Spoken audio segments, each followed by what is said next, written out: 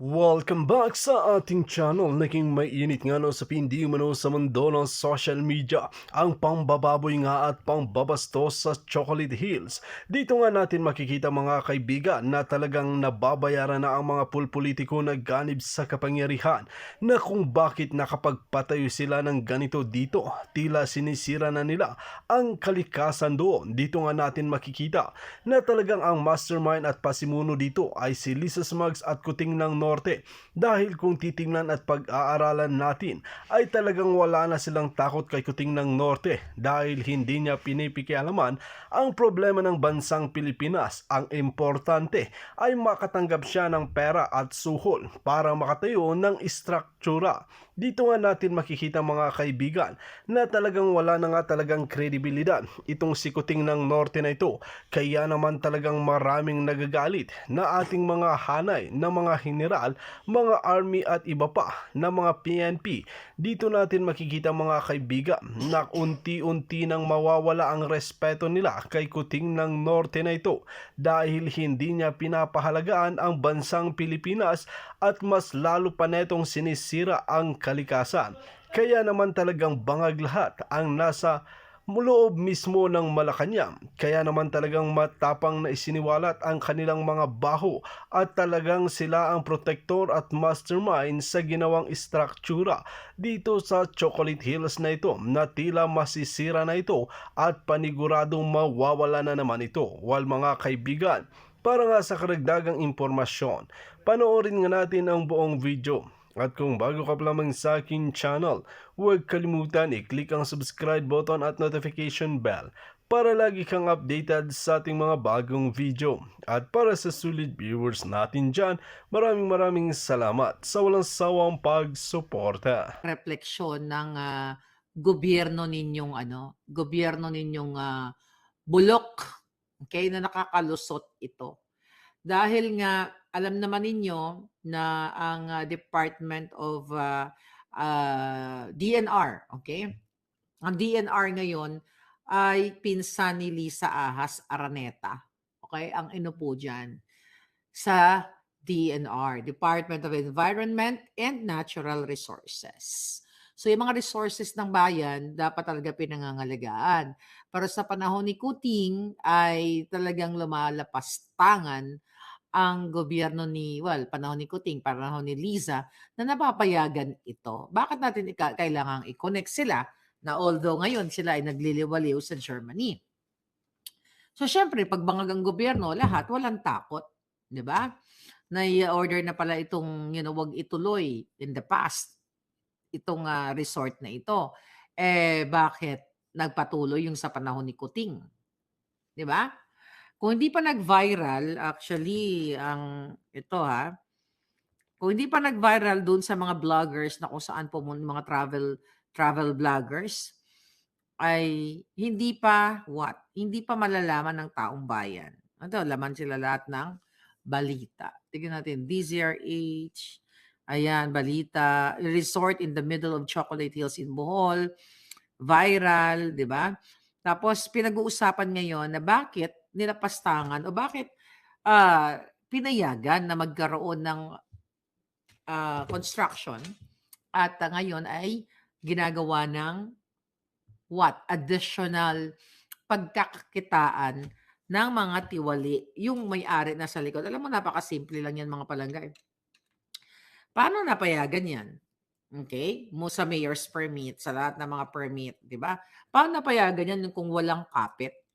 Di ba? Kung walang kapit yan sa mga tiwali, sa mayor, governor, o kung sino pa man, di ba? Kapamaya mga kongresista or politiko ang may-ari niyan kasi hindi matukoy-tukoy sa ngayon dahil viral nga siya, hindi matukoy-tukoy kung sino ang nagmamay-ari niyan. Okay, tignan natin ito.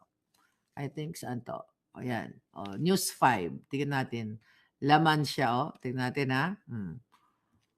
Although may statement na itong Department of Tourism, okay, at ang DNR at nag-order na sila ng cease and desist letter dyan at pinasara na temporarily. And 1 hour ago, naglabas ng pahayag ang Department of Tourism kaugnay ng controversial na resort sa Chocolate Hills nitong March 13. iginiit nilang hindi accredited ang tourism establishment ng resort at wala rin siyang natanggap na aplikasyon para rito. Ayan, sa mga ganyan. O ayan, tignan mo. Ayan po yan, oh. O ayan. Alright? So nakikita niyo? O ayan, oh. Inulat. Ayan. Iba-iba, ang daming mga nagba-vlog. Ayan, nandiyan. Eh, mukhang mas maganda yan, oh. Oh. Nakita mo yung anggulo? O, ginawa nila may mga bahay and everything. So, anong ibig sabihin nito? Ayan, no, may mga bahay. The fact na may mga naninirahan diyan ay dun pa lang paano nakalusot yung mga yan. So, Google nyo lang gusto nyo panoorin yan. Pinakita ko lang sa inyo.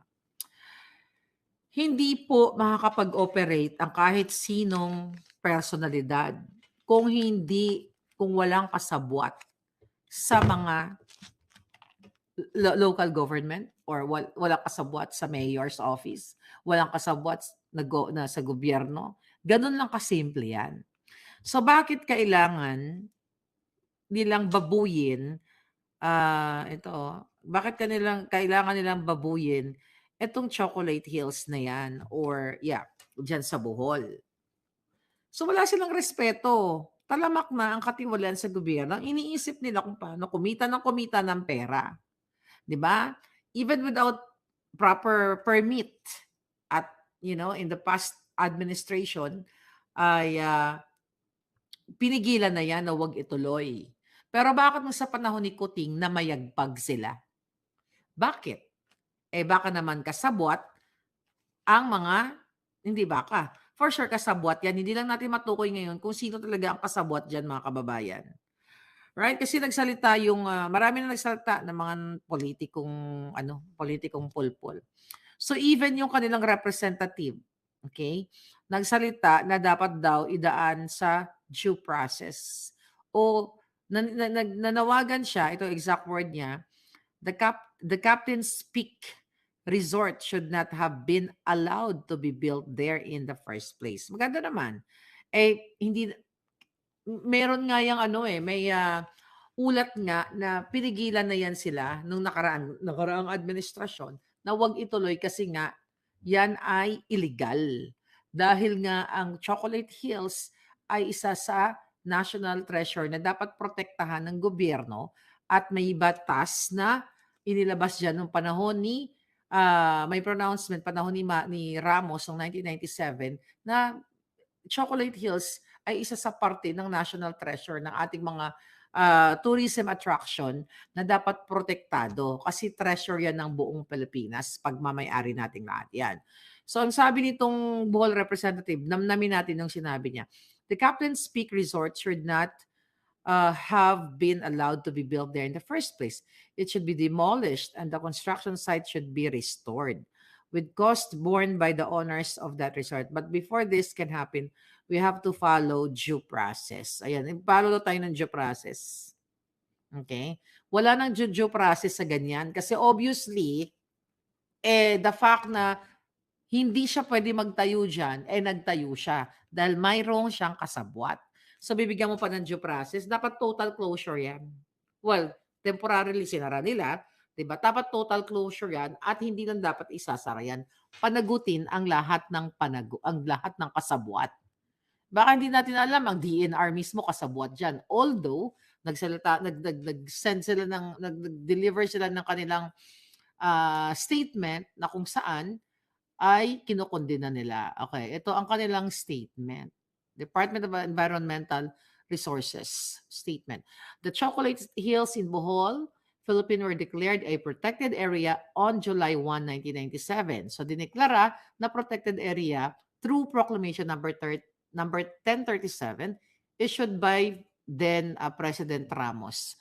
This proclamation designated the Chocolate Hills as a national geological monument and protected landscape, recognizing the unique geological formations and the importance of covering this natural wonder for future generations. Ayun naman pala, di ba? Tapusin mo natin. The declaration aimed to preserve the iconic landscape of the Chocolate Hills and promoted sustainable tourism while protecting the biodiversity and environmental integrity of the area. Siyempre walang choice ang DNR, siyempre iligtas yung kanilang as. So mga kapalangga, Chocolate Hills, kaya bakit pinangalanan Chocolate Hills yan? Kasi nga, di ba kahugi siya ng Kisses chocolate? Kaya ganyan. If land was titled prior to Proclamation 1037, declaring an area as protected area, the rights and interests of the landowner will generally be recognized and respected. So kung ang pinagtayuan ng resort na 'yan ay may titulo prior daw dito sa Proclamation number 1037 ng panahon ni Ramos, ay igagalang ang what? Ang kanyang karapatan. But however, the declaration of the area as protected area may impose certain restriction of regulations on land use and development within the protected area, even for privately owned lands. 'Di ba?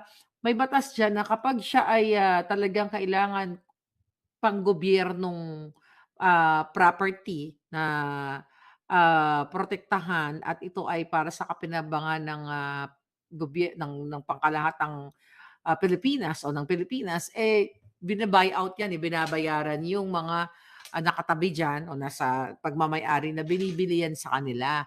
Binabayaran sila just to preserve itong national treasure, 'di ba?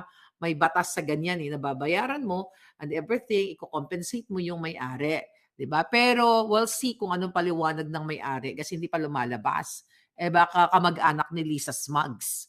Kasi 'di ba lahat ng mga kasabwat ngayon na lahat ng mga inuupo ni Lisa at mga nagdedestrongkar ng ating national treasure at sumisira ng buhay natin sa Pilipinas ay si Lisa Ahas Araneta. So sa mga susunod na araw malalaman natin, eh baka mamaya isa sa kamag-anak niya ito. Dahil yan ang gusto nila kamkamin ng kamkamin. So hindi pa natin masabi kung sino dahil hindi pa i-present ng DNR kung sino ang may-ari. Napakadali lang po tukuyin yan. Tuloy muna natin sabi ng DNR. Tandaan niyo, nasa DNR ay pinsan ni Lisa na si Maria Antonio Yulo Loizaga. Kamag-anak ni Lisa ang nakaupo sa DENR. So the fact na hindi nila ma-release kung sino ang may-ari nito, eh baka isa nga sa kamag-anak nila tapos the dramatization of uh, releasing statement para sa publiko, eh baka paralin lang yun na naman tayo. Kasi alam naman natin na manlilin lang ang gobyernong ito. Ang interest nito ay hindi para sa Pilipino, kundi para sa kanilang interest lamang. So we'll see. Sabi dito, the restrictions and regulations are to be detailed in the environmental impact statement prior to the issuance of an environmental compliance certificate, ECC, for the project. In the case of the Captain's Peak Resort, the DNR issued a temporary closure order last September 6, 2023. So last year. So may temporary closure. And notice of violation of project proponent last January 22, 2024 for operating without an ECC. Eh bakit ang tapang-tapang? Bakit nag-ooperate pa rin? Eh bakit parang si Lisa ang galawan na hindi ginagalang ang batas, hindi ginagalang ang kanilang pag-release sa kanila na hindi sila dapat mag-operate. Oh. As March 13, 2024, the Regional Executive Director issued a memorandum directing Penro, Bohol, Ariel, Rica to create a team conduct inspection of Captain's Peak for its compliance with the temporary closure order. Okay. Then, mamonitor daw nila. Tignan natin. Mga kababayan, bawat kapalpakan ng gobyernong ito ay nagre-reflect sa kanilang kababuyan sa ating bayan. Right, Chester? So, ang gobyerno ni Lisa, madali lang yan mag-release ng statement na kunyari, tandaan nyo, gobyerno ni Lisa, na kunyari, concerned sila kasi nahuli, nakita, nag-viral. May mga nag-travel vlog. So, imagine inyo, meron na palang order na closure eh. Tapos noong January 24, di ba? Anong ginagawa ng DNR? So, ibig sabihin, mga inutil sila. Di ba? September, meron ng order na to stop them. Then on January 24, may order na rin na sarado na sila. Pero bakit nag-ooperate? Gaano ka-powerful ang owner kung bakit pinapayagan o bakit wala silang takot. Kaya yan dapat ang imbestigahan ng mga medyang tahimik sa tunay na usapin. Yeah? Sabi ni Blue Sky, "Sayang yung lugar, buwisit talaga ang gobyernong ito." Hindi po magkalalakas ng loob ang owner niyan kung walang kapit sa gobyerno. At the fact na nag-release na nga ng statement itong bunyetang kamag-anak ni Lisa diyan sa DNR. Nag-release sila ng statement at sinasabi nila by noong September 2023 ay, inano na nila 'yan, 'di ba? Winarningan na nila 'yan at, nung, January 24, 'di ba? Pero bakit ngayon ay no'n, January 22, 2024, sinabihan na ng isara. Eh, bakit hindi sinasara? Eh, bakit naman, "Liz, okey lang ba tuloy-tuloy namin yung aming resort?" Oh, sasabihin ni Liz Hanggang, "Okey lang dear." Oh, baka gano'n. Kasi hindi maglalasas ng loob 'yun, Miss Liz Vergara. GCTV, thank you. "Ito dapat ang imbestigahan sa Senado in aid of legislation," sabi ni Global Facts TV. Exactly. Yung mga ganitong usaping panggobyerno, national treasure, nakakasira ng ating kalikasan, nakakasira ng ating turismo. Eto dapat ang tinututukan katulad ng PCSO, 'di ba, mga palangga, kanina topic natin 'yun. Pero let's focus on this. So ito dapat ang tinututukan ng gobyerno, eh, bakit walang ginagawa ang what? Although nagsalita yung representante diyan sa Bohol, yung, kongresista, walang ginagawa ang governor, walang ginagawa ang mayor, eh, dapat sila nakikita nila 'yan, 'di ba? Nandiya-diyan sila sa Bohol, eh. So, sino ang kasabwat nila? O baka nga imbitado pa sila nung nagkaroon ng, ng opening ng resort na 'yan. Ang laki-laki ng resort na 'yan, nakikita ng mga nasa gobyerno ng LGU, nakikita nila. Pero bakit patuloy at walang lahabas na pagbabastos, paglalapastangan sa utos ng DENR? Na again, ang may hawak ng DNR ay si Lisa. Indirectly, kahit hinahawakan niya ng kapatid ng pinsan niya, ng kamag-anak niyang, si Maria Antonia Yulo, ay si Lisa lahat ang may basbas niyan. 'Di ba? Remember yung issue natin noong January, yung Yinglong Mining na nagta-transport or nag-e-export ng, nickel ore, without permit at tignan mo namatay na rin ang issue na yun, 'di ba? Dapat ulit-ulitin ni Bobby Tiglao yun, eh, yung issue na yun, na ang may-ari nun ay ang nagpapatakbo dun ay what? Chinese na puwedeng mga kasabwat din, well, dun sa article talagang, dun sa expose ni or na expose ni Bobby Tiglao, eh, may kasabwat sa gobyerno. So, sinong involved dun? DNR din, gobyerno. So, ito, DNR, may closure order na, pero tuloy-tuloy pa rin. So, again, mga palangga, nasa sobrang binababoy na bayan natin. Imagine mo yung mga national treasure natin na inalalagaan ng mga nakaraan, in fairness sa ibang mga nakaraang administrasyon, hindi naman nangyari ito. And to be fair, in 2018 nung panahon ni Pangulong Duterte, sino dun sa panahon ni Pangulong Duterte, 'di ba, ang tiwali doon sa what? Doon sa Bohol. Malaman natin 'yan. Pero, 'di ba? Pero bakit sa kabila, okay, sa kabila ng, nalaman na nga na hindi dapat patayuan yang Bohol ano na 'yan, Chocolate Hills area na 'yan. Pero bakit nakalusot? Kasi nag-operate sila panahon ni Kuting. So, dapat 'yan ang tama ka do'n nag-comment kanina. So, dapat 'yan ang dinadala sa Senado. Sino? Sige, to be fair, noong 2018, sino ang nilapitan ng owner na 'yan? Okay?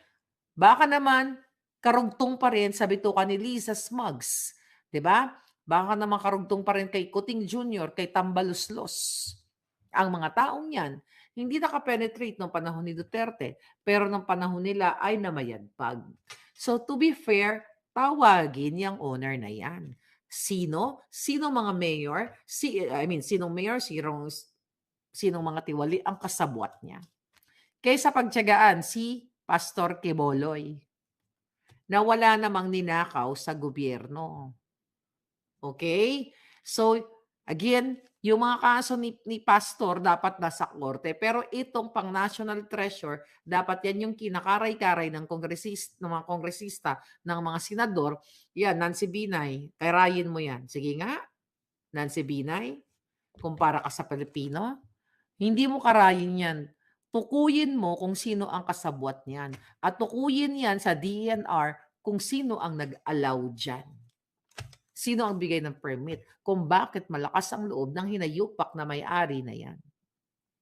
See?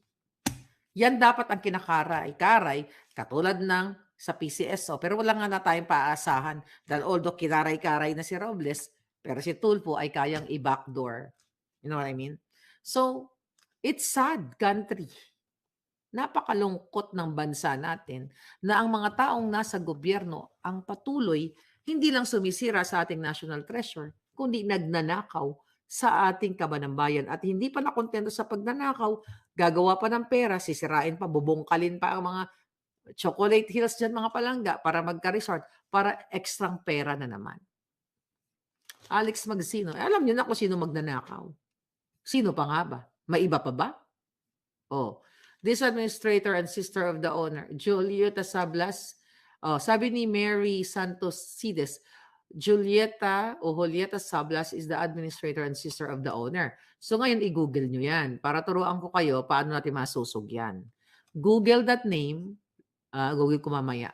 Julieta Sablas, connect Marcos Jr., Lisa Marcos, Yulo, ganun kayo mag-Google. Google nyo na, baka magbura pa sila ng mga connection nila ng kanilang mga picture or any article. Baka mamaya, di ba, ang kapatid pala ni Lisa Smugs ay nandiyan dyan nung nagkaroon ng opening. So Google the name, connection, lalabas yan. Lalabas lahat yan sa Google dyan. Kung sino ang nakakonect. Kunyari, baka mamaya, Julieta Sablas, tapos nakakonect kay Michael Ma, o kay Remulla, o kay Ambalos. So you connect the dots. That's how you do your research. Para malaman natin. Kasi ayaw ibigay sa atin ng gobyerno yan. Kung sino ang mga padrino nila. So you have, kasi hindi nila ma-anticipate yan na kung meron silang, kung umattend yung isa sa mga kamag-anak ni Lisa during the opening of that business or anything na makakapag-connect sa kanila kung ano yung kanilang relasyon, kung bakit malakas ang loob nitong owner na ito. Mag-Google nga ako. Sabi ni Euro, yeah, you help me palangga. So Google nyo ng bonggang-bongga. Kasi, actually, okay. This is my, di ba, alam mo nang ginigipit ako ni Lisa Smugs. Okay? Di ba, ako yung tinatakot-takot ng mga hinayupak na yan. Mga pagtatanim ng kaso. Hindi ko sasabihin exactly kasi baka makapaghanda. But because of my research, mga palangga, natukoy ko. Okay? Natukoy ko, although openly, nakita nyo naman na si Lisa talaga ang merong pakana ng lahat ng panggigipit sa akin at sa inyo pa, sa iba pa. Okay? Meron ako na-research na hindi siguro akalain ni Lisa na ito ang makakapag-drag sa kanya sa kumunoy kapag ipagpapatuloy niya ang panggigipit niya sa akin sa Amerika. But through that research, hindi ko yung bibigyan ng clue kasi baka makapaghanda si Lisa at mabura nila. Pero hindi na nila pwedeng mabura kasi nasa akin na. You know what I mean? So that's the power ng inyong mga fingertips. Akala mo, Lisa, hindi ka pwede mag-deny. So, etong yung na-discover ko, that would solve the problem and will connect the dots. Even na mag-deny si Lisa Ahas at si Kuting. Maliwanag pa sa sikat ng araw ang nadiskubre ng inyong abang lingkod, ng inyong fair lady. So you do your research kung sino ang padrino o sino ang kamag-anak niyan o sino ang tumulong diyan sa na yan, sa resort na yan na itinayo diyan sa Bohol. Napakasimple lang yan. Kasi ang mga demonyong yan, hindi yan makakaligtas sa atin. Kaya lagi ko sinasabi, we have to speak up, speak up. Di ba? Si Lisa lahat yan. May lumabas, Madam Julieta Sablas, the administrator of the Captain's Peak Garden and Resort. O yun na nga, Google nyo muna kasi baka mamaya inaanak ni Lisa. o inaanak ni Kuting o yung mga gano'n, ano niyo, hanapin ninyo. Magtulungan tayo kasi fresh pa lang yung balita, eh. So, gusto ko lang mag-react ng bonggang-bongga. Gustong siraan at hubaran ang Pilipinas. Kung mahal, kung mahal bago nila nilayasan, kupal talaga mga demonyo, sabi ni Alex Magsino. Oh, eto, speaking of that, tama ka. Kung mahal nila ang Pilipinas, kung mahal ni Kuting, bakit inuuna niya ang magta-travel sa ibang bansa? Maiba lang tayo mag-travel. Kasi nga, gusto nilang maghakot ng pera at gusto nilang kumuha ng mga investment na kunyari, yung mga privileges na, mga pledges pala, not privileges. Yung mga pledges na sinasabi niya, yung iba diyan may natutuloy. Pero karamihan yan binubulsa nila. So, you compare now during the election season. Noon, kunyari si Kuting umiikot sa iba't ibang lugar, 'di ba? Iba't ibang lugar kasi gusto niyang ibangon ang Pilipinas. Pero after nanalo, mula sa iba't ibang lugar, iba't ibang sulok ng Pilipinas. So nung nanalo siya, nabalikan niya ba kayo diyan? Kung saan siya nangampanya? Luzon, Visayas, Mindanao. Nabalikan ba kayo na inapit niya ang serbisyo ng tao at nagpasalamat siya? Wala. Kung mayroon man siyang mga pronouncement pa sa pasalamat, iyon ay kasinungalingan. Dahil nakikita niyo yung ginagawa nila pangbababoy. Inuuna nilang mag-travel sa ibang bansa kaysa mag-travel sa iba't ibang sulok katulad sa Bohol. Kung matino sana yung putang inang yan, di sana kung nag-travel sa Bohol, binalikan niya mga bulanon, di sana nakita niya na may tinatayong resort dyan. O may tinatayo, may itinayo. You know what I mean? So wala siyang pakialam sa inyo. Wala siyang pakialam sa mga national treasures. Kasi ang ginagawa nila, well, although diyan sa Malacanang, 'di ba, yung La Peral, yung Goldenberg Mansion, nire-renovate ni Lisa 'yan. 'Yan ang kanyang mga pinagmamalaki. Pero hindi niya 'yan nire-renovate para sa atin, para sa Pilipino. Nire-renovate niya para diyan sila magpakabangag, diyan sila mag-inuman, magkangkangan, diyan niya imbitahin ang mga kasabwat niyang designers, diyan sila nagabika-bika sa kanilang mga kalasingan. They're not doing it for you, for national treasure, para national pride. They're doing it para meron silang rombohan, meron silang sesyon na bonggam-bongga at the expense of people's money. So itong issue dito sa Bohol na ito, so dapat yan ay tutukan. Naka-Google na ba kayo? Okay. Sa amin, Ma'am Marlica, gusto nila sirain ang isla namin. Isla ng Sibuyan Romblon, mga ganid ang mga gatchalian, sabi ni Sibuyang Lagalag. O, kita mo yan. Ano nangyari diyan? Kailangan tayo magtulong-tulong si gatchalian. Ano nga natin yan. Mag-send ka nga palangga. This is my Marlica Network. Ayan. Yung may mga expose kayo mga ganyan sa probinsya, i-email niyo po ako diyan nang malaman ko kung ano yung pwede nating ipalabas dito sa ating mga kababayan kasi hindi naman natin nakikita yung mga pangyayari sa mga sulok-sulok ng mga probinsya. That's my email. Alright? So yeah, gatsalyan na naman ba? Kung babalikan natin yung 2022 presidential election, kung hindi si Kuting ang sinuportahan mo, sino ang next bet mo? Sabi ni Explore Laugh. Sinabi ko na yun, Who's that? I forgot. Yung dating mag-isip muna ako, hindi ko basta yung matandang dati rin naglingkod sa government. I forgot, i-ano niyo yan, nakalimutan ko yung pangalan niya, okay? Julieta Saba sister. Nag-Google ako sa LinkedIn, wala pa akong makita, sabi ni Euro. Meron din yan, hindi Cisco. Yung matanda, hindi yung isang dalawang taga dito kasi sa Germany. Yes, palangga, may resort na nga na nakatayo sa gitna ng Chocolate Hills. Ano ba yan?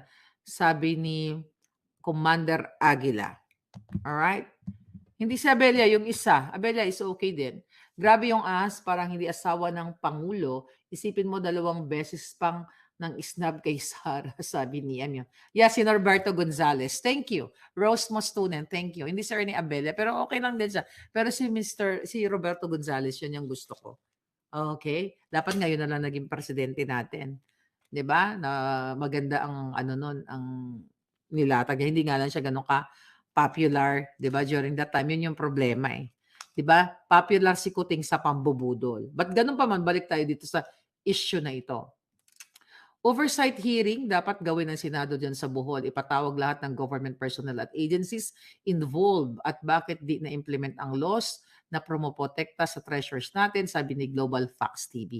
Exactly my point, mga palangga. Sabi ko, kung hindi, okay, dating DND Secretary, yes, sabi ni Megasun, kung hindi, papayagan yan ng local government at kung matino sila, in the first place, hindi yan what? Makakapag-operate. Dito nga natin makikita mga kaibigan kung gaano nga talaga katapang si Madam Maharlika na isiwalat ang katotohanan na kahit pagbantaan pa ito, kahit binibigyan pa ng suhol para tumigil na sa pagsisiwalat ng mga kabalbalan na nangyayari sa loob mismo ng Malacanang, ay hindi pa rin ito nagpapatinag at hindi pa rin ito nagpapabayad dahil alam niyang tama ang kanyang pinaglalaban. Well mga kaibigan, kung kayo ang tatanungin ano ang inyong mga opinyon, just comment below sa ating comment section at ating pag-uusapan.